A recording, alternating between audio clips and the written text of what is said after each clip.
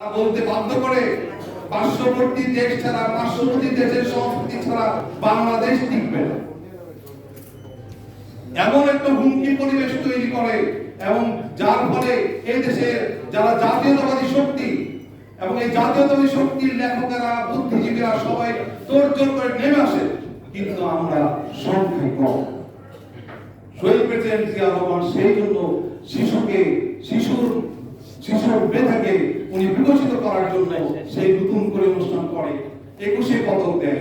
অনেক বুদ্ধিজীবী উনি সামনে নিয়ে এসে, অনেক চলচ্চিত্র অঙ্গনের নায়ক মহানায়কদের উনি দেশীয় সংস্কৃতিতে তিনি আকৃষ্ট করে এই দেশের সংস্কৃতি রক্ষা করতে পারে, উনি সেইভাবে চেষ্টা করেন।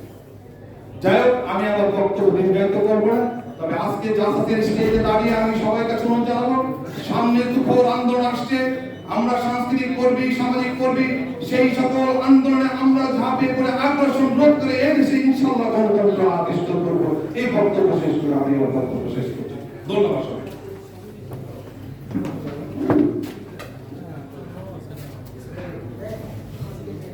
এই পর্যায়ে আজকের এই আলোচনা সভায় অন্যতম আলোচক ডক্টর মোহাম্মদ কামরুল হাসান, অধ্যাপক জাহাঙ্গীরনগর বিশ্ববিদ্যালয়, উনি তার বক্তব্য নিয়ে আসছেন। অধ্যাপক কামরুল হাসান তার মূল্যবান বক্তব্য নিয়ে আসছেন।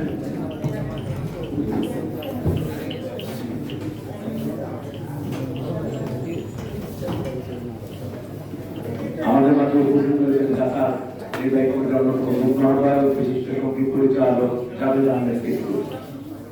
আমি মঞ্চে আসন গ্রহণ করার জন্য অনুরোধ করছি।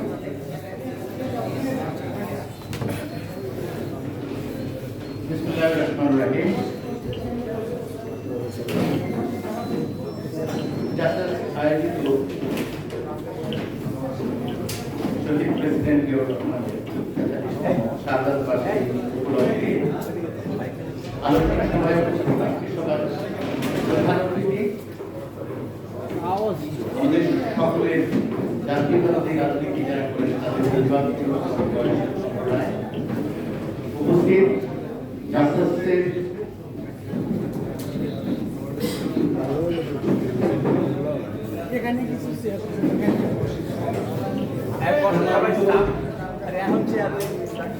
আহ্বায়ক আসুন রাজা এলাকা সদস্য সচিব রকুন ভাই এবং আমাদের সময়ের নায়ক, মানে আমার কাছে দেখতে বড় হয়েছে উজ্জ্বল ভাই। আর সবার নাম সবার প্রবেশ করছি না, তাহলে আলোচনাটা করতে পারবো। সবাইকে ধন্যবাদ জানিয়ে আমি যারা শুনছেন ধৈর্য ধরে কৃতজ্ঞতা জানিয়ে খুব সংক্ষেপে আমার সবাইকে দেখুন, সমুদ্রে তো ডুব দেওয়া যায়, সমুদ্র কি ধারণ করা যায়? জিয়াউর রহমানের অবদান হচ্ছে সমুদ্র দ্বীপ। ফলে কয়েকটি জায়গায় যোগ দিলে বাকি জায়গায় আসলে দেশে কথা বলা যায় না, ফলে ধারণ করা তাকেও যায়। খুব অল্প সময়ে একেবারে ভঙ্গুর দুর্ভিক্ষ কবলিত বাংলাদেশে তিনি কিন্তু অনেকগুলো কাজ করতে হয়েছে। যেমন তিনি কাজ করেছিলেন স্বাধীনতার ঘোষণার মাধ্যমে, কাউকে ছোট না করি আমি বলি, ওই সময় স্বাধীনতার ঘোষণা যদি না হতো আমরা সবাই বিভ্রান্ত থাকতাম। শহীদ প্রেসিডেন্ট জিয়াউর রহমান কিন্তু বিভিন্ন সময় ওনাকে সেভিয়র বলা হয়, অর্থাৎ পরিত্রাণকর্তা দুর্যোগে। আবার একই সঙ্গে শহীদ প্রেসিডেন্ট জিয়াউর রহমানকে বলা হয় আধুনিক বাংলাদেশের রূপকার। এই দুটার কারণ হচ্ছে বিপদ আসলেই জিয়া, বিপদ সেরে গেলে আর খবর নেই। স্বাধীনতার ঘোষণা দিল, দেশটি স্বাধীন হলো, রণাঙ্গনে যুদ্ধ করলো, বীরত্তম খেতাব পেল, বেড়াকে ফিরে গেল। 7ই নভেম্বর আসলো, সবাই তাকে আবার ক্ষমতায় নিয়ে আসলো।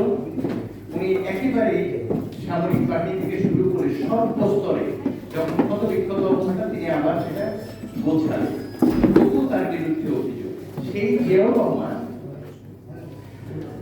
যে কাজগুলো করেছেন সেই কাজগুলোর মধ্যে সেই অন্যতম প্রধান, আমি যেটা মনে করি, বাংলাদেশ জাতীয়তাবাদী দল গঠন করার তিনি সিদ্ধান্ত নিলেন। এটা খুবই একটি গুরুত্বপূর্ণ সিদ্ধান্ত নিয়েছেন। আমি যে কথাটা বলতে চাই, যেহেতু আজকে সংস্কৃতি নিয়ে কথা বলতে হবে,